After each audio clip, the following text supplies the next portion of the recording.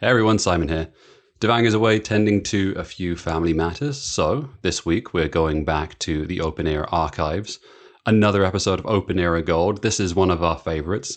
We're going back to 1999 and the French Open final. Long-time listeners of the show will know I'm a huge Andre Agassi fan. The Las Vegas native has been in the news recently, so what better way to revisit his greatest triumph, or what he considers his greatest triumph anyway, is the 1999 French Open against Andre Medvedev. Enjoy, and we'll talk to you soon.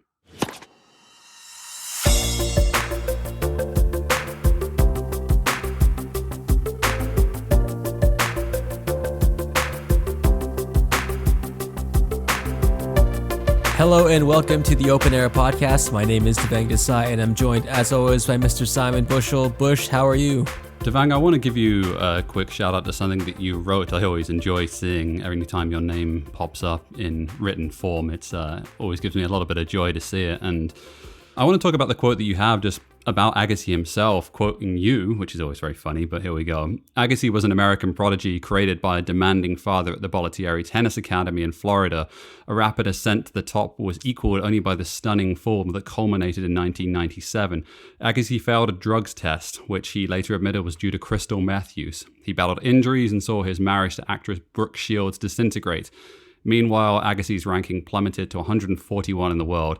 The comeback was almost as remarkable as the fall, and I think you really do hit the nail on the head when it comes to this one. We're looking at 1999, but just a few years prior to this, the world really fell apart for Andre Agassi, and the rise for him to go to the top of the world, I think people tend to forget just how good he was at such an early age. He was Rafael Nadal before Rafael Nadal was Rafael Nadal. He was incredible. He still holds records that I don't think are going to be broken in terms of his stature in American tennis at a very early age.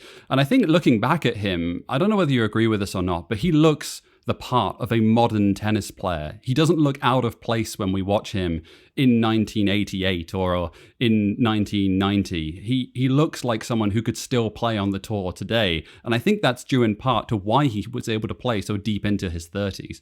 It's remarkable watching the footage that we did for today's match, because that was the biggest takeaway for me, is that he could play right now. And his game looks way out of place compared to some of his contemporaries at the time, where basically it was massive serve, massive forehand, and for the most part, that was it. And that could make for a successful player and someone who has an excellent career. And I think at this time, the people that could put it together in some other areas, like your Yevgeny Kafelnikovs, who obviously didn't win the amount of titles that some of the other guys did in that era, your Petes or your Andres, but Kafelnikov was a fantastic all-around player. And I think that's why you saw him rise, but it was quite one-dimensional still, even at this era in the 90s. And I think Andre throughout did not look like everyone else. I think we always talk about it in regards to the different eras and the technology which carried a lot of players through different time periods in tennis, the evolution of string technology and the evolution of rackets. You do wonder what kind of player Andre Agassi would be in terms of his stature in the game if he was playing at the moment and he came up as a junior at this point in time. I think he's terrific, and I have a name which we'll probably get onto at some point, but I do have a comparison for what I think he is. But I think in judging just 1999 and some of the background, we could sit here and talk forever about some of the things that Andre Agassi has dealt with up to the point of this final, not least the fact that he'd lost twice in the French Open final previous to this, and he was supposed to win both of them, really. He fell apart in one way or another due to comical circumstances. And I don't know how much we want to touch on this. I think my recommendation is to read his book. I think that's one thing that everyone should do. If you're a tennis fan, you should absolutely do that. And I think any wider sports fan should absolutely take the time to read Open. I think it's terrific. I think it's one of the all-time best sports autobiographies. But there is so much to dig into. Not least the fact that it always strikes me as very funny the way that Andre Agassi talked about Sampras, and that famous quote of saying that he never thought Sampras was going to make it as a pro. There's tons of great stuff in that autobiography. There's a lot of good Courier stuff. There's a lot of good Tarango stuff. There's a lot of stuff in general in that book. And like we said, there's too much to cover in the best way we can in this one podcast. So we'll focus in on Andre tennis-wise and where he is coming back, I guess, and where he did come back from. Because when we mention how dark things were in 1997, I think we might be underselling it a bit.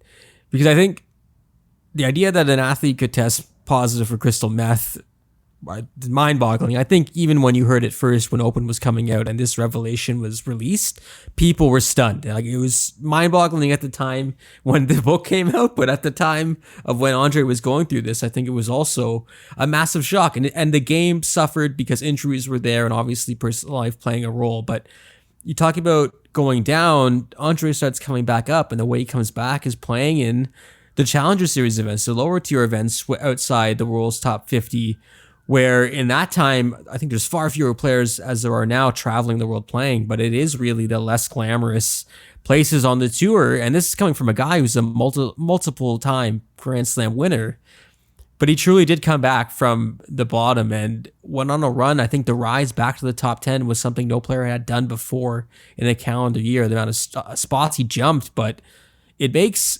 his interactions with those tour pros he mentions in Open that much more interesting when he comes back. It also makes his outlook on life super interesting because I think you see him accept himself a lot better than he was doing in the past, as he acknowledged in his book, Bush. One of the more interesting stances to take on the sport that you play and the life that you have is just Agassi's openness of just how much he hated the sport. He just genuinely hated it, and he hated his father and the situations that his father put him in terms of basically forcing him in a lot of ways to continue to pick up a racket, even though Agassi didn't want to do so himself, and just the force of which he was put to do so many different things. He didn't want to take endorsements. His father pushed him to do that sort of thing. And even his game, in a lot of ways, very much modeled. There's a reason he's nicknamed the Punisher, is because in a lot of ways, his father and his coaches told him, stand on the baseline, no one pushes you around. You stand and you break down anyone who comes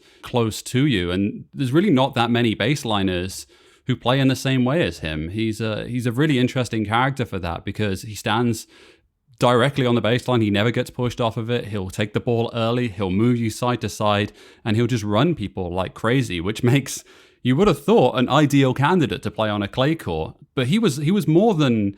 He was a complete tennis player in so many ways, and that is illustrated by the fact that he managed to do so well on all four surfaces.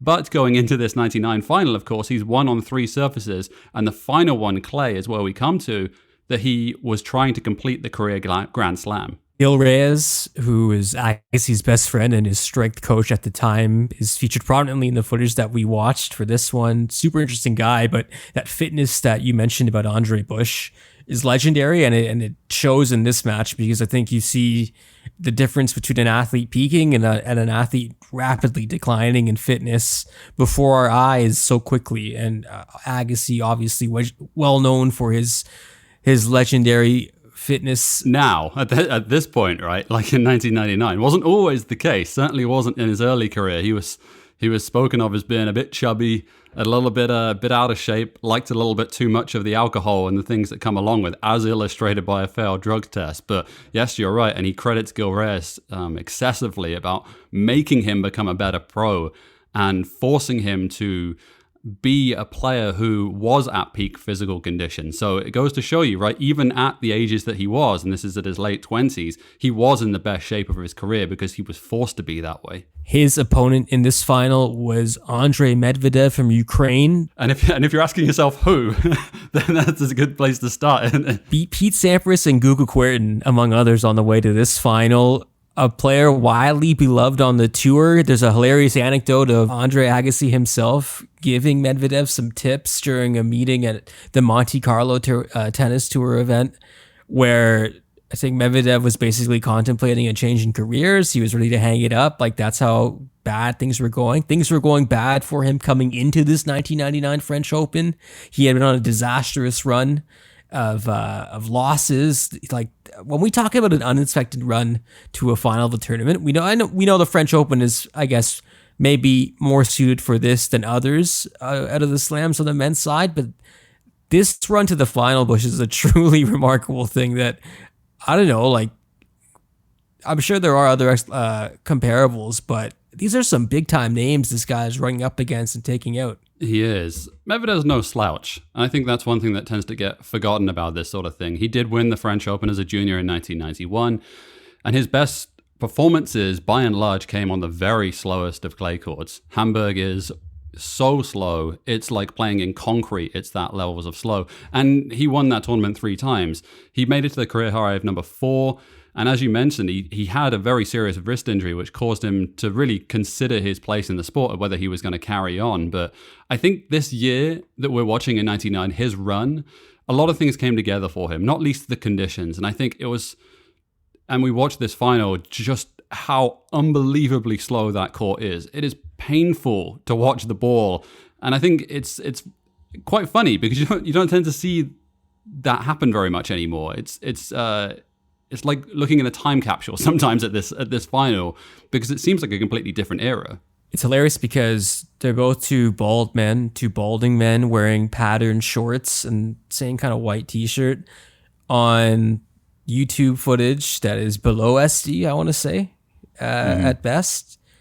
Makes for a hell of a viewing experience. Like, just getting your bearings while watching this was hard, I think, in terms of watching two guys slug it out who might as well be twins. Man, and there is some junk in this match as well. As cool as the storylines are, and it is very, very cool to see these two players get to a Grand Slam final and duke it out in the way that they do. And it's a tactical match that has a ton of good stuff in it. But by God, the standard is not great given the court. And you can't blame them, really. It is raining, it is windy, it is very, very cold. You're seeing people in the crowd who have... This is mid-summer in France. It's supposed to be nice and warm, but these people are layered up with jackets. You see people huddling with their umbrellas to try and keep some warmth to them. It didn't look like they were enjoying their vacation, particularly on that exact moment. Just to touch on that French Open in general, we had some absolutely incredible finals. Bush, on the women's singles side, you have Graf Hingis, which was an epic in its own right. Hingis must have been very young at that point. Was this the youngest? She must have been like 16 or something at this point in time. Forgive me for my lack of knowledge on this one, but I'm sure she was very, very young. She was born in 1980. She was born in 80, so she would have been 18 at the time. Jesus. It's insane, isn't it? Wild. And on the men's doubles side, you have Goran Ivanisevic and Jeff Tarango losing to Mahesh Bhopati and Leander Paes, India's first ever Grand Slam title. Massive moment. On the women's doubles side, you have the Williams sisters' first ever Grand Slam doubles title, beating Hingis and Kornikova, who were a lights out doubles team, which is buried in the rubble of history. That Anna Kornikova was fantastic playing doubles, as well as being pretty damn good at singles. But again, a conversation for another day. Roger Federer's first time in a main draw. Is that right, Bush? You kidding me? That's correct. As Gaston Gaudio as well. And looking at these top 16 seeds, it's pretty interesting to see the names on here. Not least 2 British players ranked inside of the top 15, which is kind of cool to see Greg Rosetsky and Tim Henman both in that draw, especially in the top seeds. There are some names here that really time has forgotten, but there are some big names as well, right? There are tennis players from this list in the top 16 seeds who made it to the Tennis Hall of Fame. There is a player ranked number 16 who I just completely forgot existed. I forgot that Thomas Enquist existed until I watched this. And I watched some Thomas Enquist highlights. It was very fun. Bush, you mean off-brand Stefan Edberg? Is that who you're talking about? Wow, that's disgraceful. That's upsetting to all of our Swedish fans out there. It's terrible luck for Thomas Enquist that happened. Because he had some game as well. Marcelo Rios, 9th seed. Alex Croatia, Patrick Rafter. And I love Kafelnikov, Bush. I love the way he hit his backhand as well. Yeah, really. A player that we should do an episode on at some point, especially doing look backs, is one that really the annals of time have forgotten in some capacity, just how good he was. And he's the top seed here. But yeah, maybe not given the respect he deserves, especially I think in North American media by just a little bit of the personality side of things. He maybe North American media didn't quite adjust to his kind of personality. Hell of a doubles player as well with Paul Harhus. It's a walk down memory lane. Had a lot of fun. When we come back after the break, we'll get into the match itself. It's Medvedev Agassi French Open final.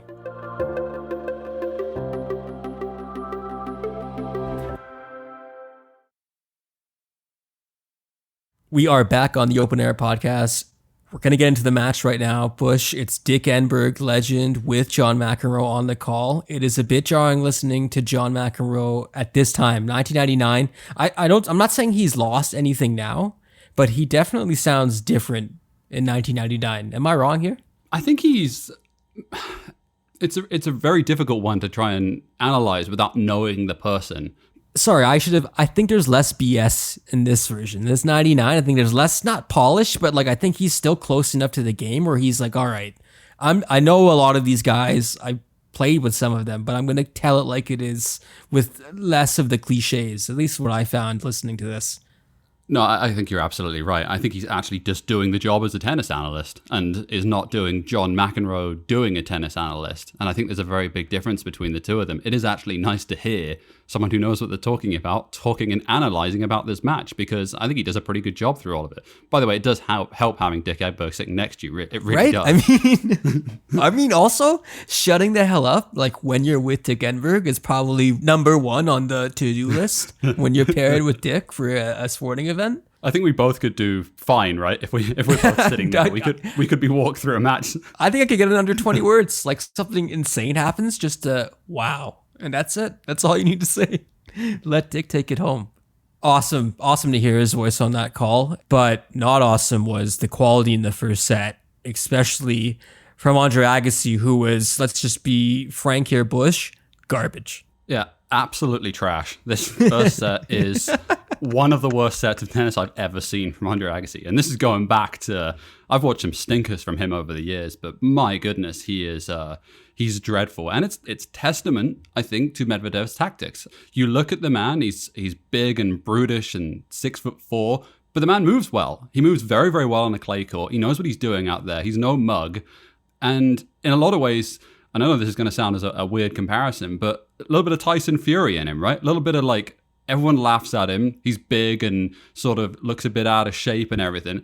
But the man moves very, very well, and he knows what he's doing out there, and he has a good brain on him, and he hits his backhand very well and his forehand very well. And tactically, he gets things spot on in that first set. He looks like a man who is not in his first final. He looks like he's just going to go out there, put the balls nice and high to Andre Agassi's forehand and backhand, and see if Agassi breaks down. And my goodness, Agassi does break down. The balls end up a lot everywhere, just everywhere. Medvedev served extremely well, and his forehand was on point.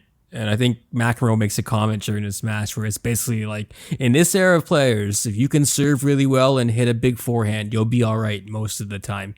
Because not enough guys really have the variety to challenge that. But Medvedev served fantastically. It's a cheap comparison because they share the same last name, but movement-wise, there are some shades of Danny Medvedev. I know Danny's 6'6", but Andre Medvedev 6'4", two big guys, but the movement was impressive, and I did see some brief similarities to the Medvedev that's playing right now, but that is a comfortable first set for maybe, Andre's the 13th seed here, and he is probably the favorite, but I think coming into this match, he'd play more tennis maybe, and he had to play her body on an extra day because of rain plaguing the tournament, so he was maybe not the fresher player, but throughout the 2 weeks in Paris for Agassi, was getting down into holes and digging himself out, but I think the hole he got himself into in this one was a different one, because he quickly finds himself really now staring down at getting trucked in the second set.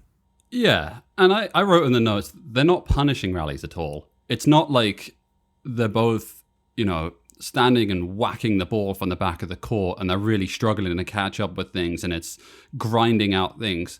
No, they're kind of just tactically trying to move the ball around, just given the conditions that are there. It is very slow, it's very rainy, and it's very, very windy, and you can see Agassi doesn't deal with it very well. He really doesn't. His footwork's absolutely appalling in the first set, and pretty much the same in the second set as well.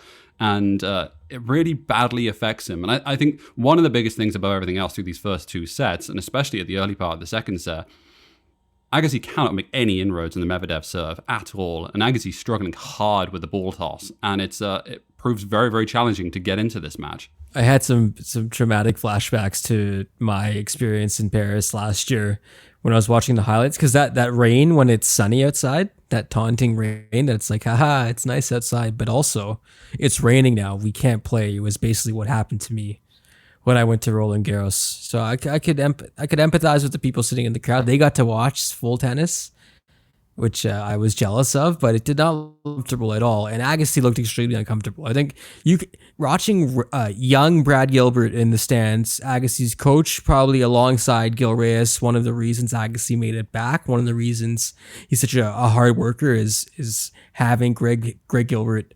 beside him. But Brad is looking young. He's got the hat going, but he's also looking extremely pissed off. Like he is swearing and like yelling towards the court, looking at Andre through these first two sets.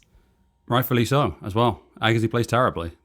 Make no mistake about it. This is as bad a 2 sets of tennis as you're going to see from a 13th seed and multiple-time Grand Slam champion. He looks completely out of his depth. He doesn't really look like he wants to be there. And quite frankly, given his prowess and status in the game as being one of the all-time great returners, he won 1 point on the first serve of Medvedev through 2 sets. It's not good enough, and it basically explains why he ends up being down 6-1, 6-2, and pretty much on the precipice of being knocked firmly out of contention in 3 sets without any problems at all. It was bad enough you had Dick Enberg teeing up the various other sports going on across the NBC network, which included John McEnroe giving a massive shout out to Dominic Hasek and the Buffalo Sabres, who were playing the Stars in the Cup final. Remember that horrendous no goal in the crease, Brett Hull, which we laughed at in Toronto because screw Buffalo. That was the thinking at the time. I know. Dick Enberg's now, he's promoting other stuff. That's how bad it's going. We'll cut to end of second set when it's looking really grim for Andre. Medvedev 6-1 and 6-2, his 8th ace. And talk about comebacks. NBA tonight in Portland, the Trailblazers trying to dig out of Love 3 down against the San Antonio Spurs. NBA Showtime, followed by Game 4, the Western Conference Finals. It begins tonight at 6 Eastern on NBC. Yeah, so it's Spurs, Blazers, Bush. I'm sure that game was exciting, but like these guys are ready to pack it in. We're ready to cut away from Paris for the day. This is a hard watch. Let's make no bones about this. As much as we enjoy watching tennis and as much as we enjoy doing these retrospectives, it's really fun actually to go back a lot of times just to, you kind of check yourself in a lot of ways. It's like, okay, I think I knew sort of what happened in this era and what this final looked like. I had a vague recollection of what happened in this final, and then watching it back, oh my God, it's absolutely terrible. The first 2 sets are so bad. You're just willing something to happen in the 3rd set, and you're kind of actually wondering in a lot of ways, what does Agassi do differently? When he's playing this poorly through 2 sets, and Medvedev, I think, is playing fine. I think he's playing solid, good tennis, like big serve, big forehand. He's doing ABC tennis, like you 1+1 sort of tennis. You put the ball in the court, and that's it. That's all you do. So what does Agassi do differently? And I think that's the fascinating point that we can talk about coming forward, is that what happens differently from sets 1 and 2 going into 3, 4, and 5 that manages to turn this match around? The answer is simple enough, that he got another ball back, or he maybe was not going for as much, but Medvedev started to maybe feel the need to go for more because his margin for error became a big problem because you weren't seeing these mistakes in the first 2 sets, but perhaps him feeling the pressure to close this and seize this moment because he senses a wary Agassi makes him trying to play out of his ability. Because I think maybe less than Andre playing better. I think you saw Medvedev's level drip big time. I would agree with you. I don't know that I think in a lot of ways Medvedev just tries to play bigger than he has the potential to do, and it's very weird to watch it. And I think he talks about it. We've watched a clip the other day, the French Open uploaded, when it talks Medvedev has an interview specifically talking about how he just went away from the tactics. He went away from the tactics in the first 2 sets, which is to not give any pace to Agassi, to try and maneuver the ball around the court. And he just stopped doing that. And I think Agassi recognized in a certain way, and he got his timing a little bit more. And it helped him sort of just stick around in some games. And I think the rain break really does help as well in this 3rd set. You get the brain break. You get the famous Brad Gilbert losing on Agassi pep talk / like, what are you doing? Like, this is ridiculous. Words of wisdom that do seem to work. And it's also Agassi like surviving because it's extremely nervy. At the end of the third set, he gets out of it, basically just trying to string some points together, which he does. And at this point now, the French crowd is super behind Andre Agassi. I don't know if they were coming into it exactly, but at this point, they are all in on the man from Las Vegas. They really are, yeah. And I think he is a superstar. And I think this is the thing that we tend to forget, right? And I think even now sitting here, he seems like a distant figure in so many ways. He does have some involvement in tennis. He certainly has coached, and he's coached a bunch of very high-profile players over the past few years. But it doesn't seem like he has the standing, really, in tennis. And I think it's a weird thing to say, but I think he's often overlooked as one of the all-time greats. And even looking back here, right, he is the favorite, and he is a global superstar. But it is kind of interesting looking at the parallels between how he's seen now and this how big his standing was back in 1999. You know, it's interesting. I was thinking about this. You know, we see a lot, obviously, of John McEnroe around the tour, like a lot of him. And you see Bjorn Borg at Laver Cup or other big tournaments, and obviously you see Rod Laver traveling when he can. Like, you see these guys, you see them all around the tour. What happened to this generation? Like, you don't see Pete Sampras anywhere. You really don't see Andre much anymore.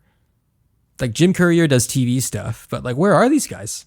Isn't it weird that like there's a gap? And this was American tennis. Like the men's heyday. These are the guys.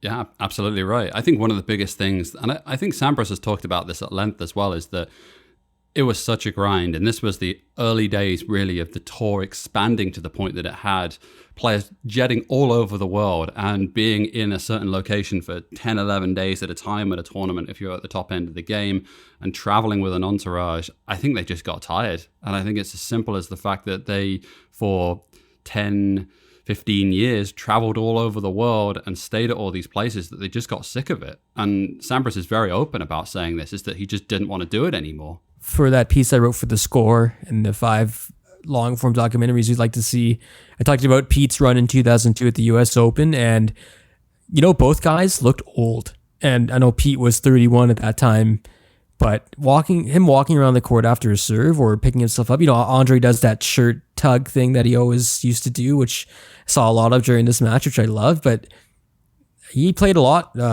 many more years after this, but he even in that point looked old. And I felt like those years, or maybe the grind that you mentioned, maybe did get to them, because it's a shame. It's a shame that they're not more involved. And I expect that when Roger and Rafa and these guys go, they're going to be around a lot. But it's almost a bit of a lost generation because these guys meant a lot. And in terms of where I was watching this at the time, I mean, my dad was a huge Agassi guy. Like, he loved Agassi. I was more of a Sampras guy, but I think my dad backed Andre Agassi hard. And as he was watching this unfold, I think just disbelief was the biggest thing, because for him to get this far and then seemingly just go away entirely, it seemed against the run of play or off script for everything that we knew about Andre Agassi and what he came back from. And obviously, yet again, it was, because he gets the third set, and now the fourth set, he gets an early break, and now we're talking about Medvedev beating himself. He's spraying the ball all over the place. Yeah, and it's actually it's hard to watch it at some points, because this ball is flying all over the place. We've had the first 2 sets of Agassi doing that, just off nothing, middle balls, but Medvedev's getting looks, and he's getting looks that he was putting away in the first 2 sets, and he isn't. And midway through the 4th set, he has 14 unforced errors, and Agassi has 1, which shows how things have flipped around and changed. And some of the shots that Medvedev is attempting to hit here, like Roger Federer couldn't make. There's like not a chance. They're not in his bag, right? Like, I don't know if he has that ability. No, man, like, just do what you were doing. Don't try and go out your wheelhouse. Sometimes it's okay just to know your limits. And I think it probably was the fact that he was so close to the finish line that he had Agassi so rattled that maybe overconfidence just crept into the game, and that's the result of it. He just pushed a little bit too much. And when you're anyone who knows who's played on a tennis court, when you're going for a little bit too much or you're just a little bit too tight, the margins in tennis are so small, especially when you're hitting the ball as hard as they are and the movement that's required on a clay court.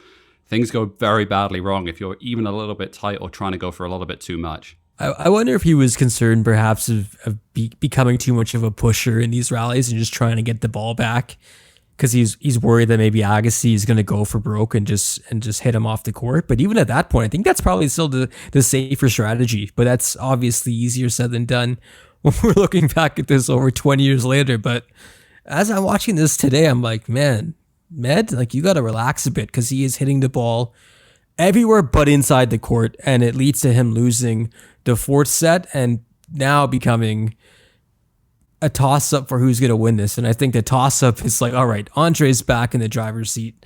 But I think what I loved was Dick Enberg's a master of calling a game, but that sense of anticipation, like, he knows it's coming. Euphoria builds to the moment of Andre now consolidating and getting the fourth set.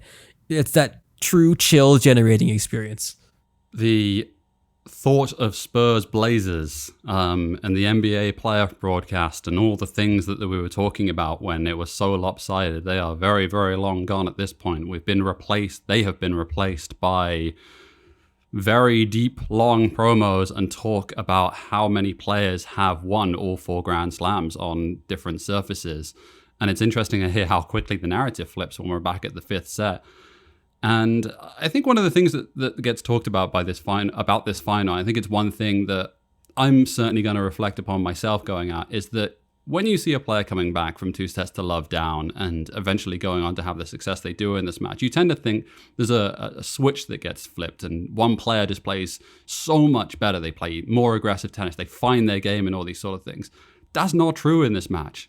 And that's been the narrative for this 1999 French Open final. Agassi doesn't play that well at all. He probably raises his level from about 30% to 60%. And that's just about good enough, really. He just does enough through that 4th set. And he just hangs on, really. And that's really what happens. And then by the time we get to the 5th set, he's more in a rhythm and the weather's got to the point where it's slightly better that he can hit a few more shots.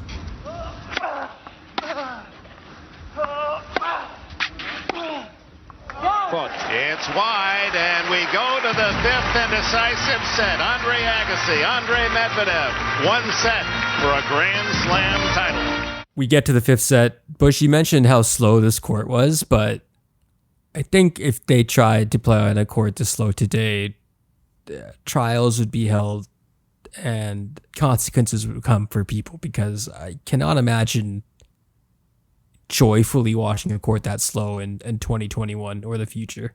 Tennis is finished. Honestly, like, what is happening here? Did they have? Can you imagine? Did they have people shooting water directly into the clay at all times? I wasn't sure. I think I would have a very strong chance that I could get back some of these forehands from Andre Agassi if I stood 19 feet behind the baseline. It's that. To be fair, it was a wet couple weeks in Paris, but the slowness of the court cannot be understated. And it also made the shift in strategy for Andre, which basically was don't beat yourself, coupled with also your forehand's pretty damn good. It's one of the better shots in the tour. Start using it more, and my God, is he using it well. It gets to a point, though, where you're seeing some signs from Andre Medvedev that he's not going to go away easy. And I think that hold that Agassi has early in the 5th set is indicative of that. Yeah, and I think that's there were very, very lengthy games in this match, and Agassi has them at the start of the 1st and 2nd set, where he's struggling hard just to close out games, where you're getting 3, 4, 5 juices, and it's really, really challenging. The momentum sort of flips a little bit that Medvedev has to fight off those, but we both players get a series of very challenging games to close things out, and it's really a testament to how slow the court is, that it's very challenging to end points. So, of course, the commentators are talking about it now. Andre Agassi had not won the French Open up to this point. He wanted to become one of an elite group who had won the career Grand Slam, joining Fred Perry, Don Budge, Rod Laver, and Roy Emerson. It had been a long time, Bush, since this mark had been accomplished. I think Among the many things that made his feet crazy, I think, is the fact that Andre Agassi was the guy that was going to break some pretty old history, and the fact that it was Andre after, frankly, bizarre run to the top. I think it might have been fitting maybe that it was him to be the guy, because if you would have put a bet on that, you would have returned a pretty penny. He was a modern tennis player before modern tennis. I think that's the best way I can talk about him, is that you watch him in this period of time, in this fifth set, playing the way that he is. That's the way that Novak Djokovic plays. Honestly, it's the exact same style. I mean, Djokovic plays a little further behind the baseline, is slightly more athletic. Maybe the power's a little more now in 2020 than it was back here in 1999, but Andre Agassi looks like a modern tennis player, and it is not surprising to me that he was the player that did it across all four surfaces in a lot of ways. It's obviously then it's shocking, just given that he's a baseliner, and a baseliner goes on to win Wimbledon and all the sort of things that come with it, and how long it is before another player does it. Before Leighton Hewitt does it again as a baseliner in whatever it is, 2000 and something, 2001, I think it is. But yeah, it's to me, it isn't surprising. But then again, I have the idea that history is behind me. So I can sit here and look like a king in terms of my knowledge about this. But at the time, it must have been pretty shocking to them. Yeah, you're on a pretty big high horse, Bush, for calling out things as not being surprising decades after they happened. Let's go, yeah. I think someone's going to break Sampratz's 14 Grand Slam records. I can say that. I called the Berlin Wall falling in 2005. Thank you very much. So we get to 2-2 in the fifth set. This is the big time game of the match. This is basically where things go sideways for Andre Medvedev. Punishing rallies. We have, of course, the clay madness of a ball being called in when it was out, and Agassi stopping play and basically being like, it was out. Umpire coming to check. Umpire saying, yes, Agassi was right. The ball was out. Medvedev had given Agassi a couple of points earlier during the match out of a spirit of fair play. I think he probably felt hardly done by. Agassi got a net cord in this game as well. But after all of that, all that truly grueling rallies involved, Agassi gets the break, and now he can see it. And I think he hits now, Bush, some of his best shots of the match in this period. Don't talk about it enough, do we? Just how beautiful the backhand down the line is from Andre Agassi. Someone stands so close to the baseline, taking the ball on the rise. It's poetry in motion. It's absolutely beautiful to watch. And even here in 1999, racket technology as it was, there's very few players who can hit that shot and make it look as good as Andre Agassi did. It's beautiful to watch. Agassi nearly gets the championship on Medvedev's serve. He has 3 chances, but the Ukrainian guts it out to hold. It's on Agassi's serve now. Medvedev really can't muster anything back in the return game, and there it is. It's done.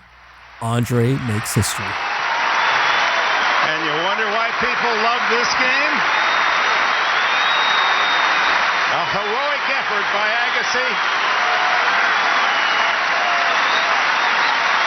He went deep inside that little body to come from 2 sets down and win this treasured title.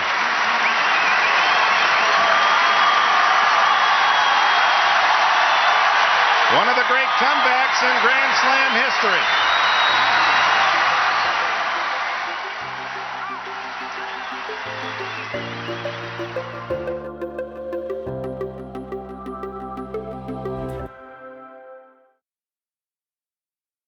Bush, how great was that hug between Medvedev and Agassi? I thought that was awesome. Yeah, I thought so as well. It was great respect between the two, and we talked about this during the episode, but a little bit of a kinship as well, right? Both with very bad wrist injuries throughout their career. They probably had a little bit of common knowledge about how that would affect, how it did affect their playing career. So the two, I wouldn't say they were friends, but they were certainly very friendly with each other. Maybe not the closest of people, but certainly a good deal of respect between the pair, and it was really, really cool to see that. You know, Andre didn't say congrats to Medvedev right away in his acceptance speech, which I found super strange, because I feel like that is now what you have to do. I think we're spoiled by some of the players that we've had giving. Was this like in the 90s? In the 90s, were people just harder? I think that's you know what? People were just tougher in the 90s. I feel like they're like, I don't need to say congrats. Like I just beat them. Do I need to say anything? Dude, this was the era of cutthroat businessmen and all this sort of thing, right? Stock exchanges and all this sort of time in the 90s. New Metal and Limp Bizkit. And I just, you know what? Maybe we became soft, but the no congrats startled me. But up to speech overall. I loved Andre talking about Gil Reyes, of course, and his coach, Brad Gilbert. But just basically, I don't think he really believes it as he's talking. And he's got his hand in his pocket as he's making the speech. And it's everything about that image. I'm like, yeah, this is perfect. This is absolutely perfect. Agassi sobbing on court to conclude this match. I think one thing that we can say about it, whether or not, I mean, who knows, we're not inside of his head, but this is a dude who's been through so much, and I'm pretty sure he's very, very rattled at the conclusion of this match. Just all the things that his marriage breaking down, you know, Class A drug use, being ranked 140 odd in the world, many things, playing on, I'm sure, some pretty terrible courts in the Challenger circuit. Lots of things probably going through his head at that point, coming back to the pinnacle of the sport and winning a Grand Slam. I imagine it was a very interesting period of time at the conclusion of this match. I don't know how clearly he was thinking. I was going to say, saying crystal meth is bad enough, but when you say Class A, I assume it's somehow more dangerous and sinister than crystal meth alone, but it's true. It's true. It's wild. Like I should explain that for any non-British people that are listening to this. Class A is a Class phrase A given. It's a breakdown of how drugs are categorized in the UK, and it's what the base, the song, the A Team, from Ed Sheeran. It's based upon that idea. The more you know, people, the more you know. What are you implying, Devang? When that revelation was made, when Open came out and the crystal meth revelation was made, that was massive news. Do you remember that, Bush? Like when that was dropped? Well, the amount of monocles dropped in the tennis world was pretty astonishing. Like, what? And, it was staggering. Also, massive news. Just the amount of coverage that got. We're talking front page of newspapers and outlets at that period of time. Roger Federer himself on record as being incredibly upset by this. And I mean like upset, like genuinely calling out Andre Agassi in the media and talking about handing back Grand Slams and abolishing records at that period. I think Marat Safin said that he should give back all of his Grand Slams. It's like, whoa, let's calm down a little here. This is not a performance enhancing drug at all.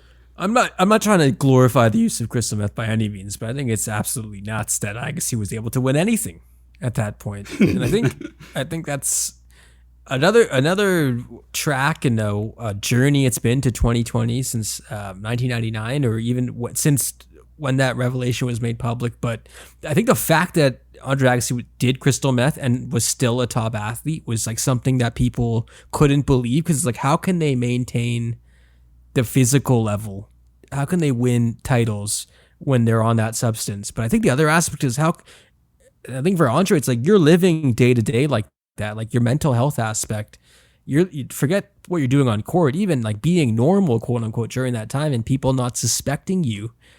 It adds up to a lot. And I think like the Andre Agassi story in general is one of perseverance, but it's remarkable, and it's a story about fighting. I mean, the fact that the women's winner of the 1999 French Open, Steffi Graf, would become his wife, and you have these like little things that end up connecting. It's one of those stories that, again, like you don't have to be a sports fan to be like, holy crap, like this is something pretty damn special. It's almost like they should make a documentary out of it, isn't it, to come full circle on this? Come on, someone had to be shooting something at that time. I mean, there was a documentary on Nick Bollettieri, and it was a lot of it focused on his relationship with Andre and like what that was like. And I think it's possibly because we know a lot more about it now, Bush, but like you see a lot of these kids who are now, we call it a factory. We call it a factory off the top of the show in terms of where Agassi came from. But like right now, it's hard to say it's changed much, has it? I mean, we're talking from the outside, but it kind of looks like the same system.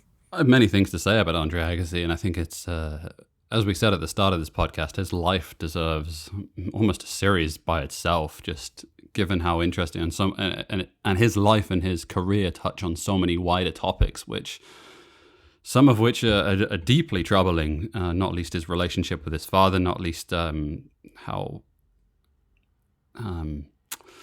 sad, I think, in a lot of ways his early career was, and in terms of just how bullied he was. It's a tough read sometimes, and I think it's one of those things that you should go and check it out. You should be mindful of the fact that there's some pretty difficult reading it at that point, and it's not really a surprise that we got the career that he did. And I think him at 50 now, you look at what he's done post-career and how he's viewed now. I think he's done his meeting Steffi Graf certainly helped him with that. A pretty upstanding person by all accounts, and he's a completely changed man from the one that we saw in 1997, falling off the face of the earth and everything going wrong. And I think it's really testament to the fact of him digging himself out of that, him digging himself out of a massive hole with the support of some amazing people around him. That's well said. Andre Medvedev made it to the fourth round of the French Open the following year and would retire in 2002. Andre had a few more years of greatness, to be frank. Yeah, he played well into his 30s. He finished with 8 Grand Slams, Olympic gold, Davis Cup 3 times, World Tour Finals once. He won that Super Slam, if you include the World Tour Finals, which I'm not sure is fair to do since it's a relatively new event. But it's a story made to be told in depth, and I hope someone randomly read my article on the Score and is like, you know what, we did have some tape somewhere, or we did have some footage from in the past, because I can't get over it, Bush. I wish those guys played a bigger role in the tour today. I know they have their own lives, of course, but it feels like an era of the tour just kind of went away, and it's a bit sad because those guys I watched a lot in my childhood, a lot of my youth. It's the reason why I'm a tennis fan today. Is a lot of it's because of watching these guys like Andre Agassi. So it'd be nice to see him around more often. And I would like to get your opinion on this, maybe just closing out, because I have spoken at length on this podcast previously, and I think those people who know me know how important Andre Agassi is in terms of my tennis growing up and everything that goes with it. Roger Federer is clearly my favorite player of all time. Andre Agassi is a very close second, though. And I really genuinely believe in a lot of ways that he is the greatest American male player of all time. And I know there's going to be it's a very controversial opinion to say, and the fact that Pete Sampras won 14 Grand Slams and all the other people that came before him. On the male side, I'd be curious to know whether or not you think he's the best US male player of all time, because I clearly believe that. And I know that's probably going to get some opinions from some people. Ooh, boy. I'll stay with Pete. I was a Pete guy myself. I'm a guy in that time when Pete and Andre played. I was firmly in the Pete camp. I liked aesthetically watching Pete more at that time, which I think is a bit weird, because now I think, especially looking back at what I've watched the past few weeks, I'd much rather watch Andre's matches if I could do it over again, which I'm doing now.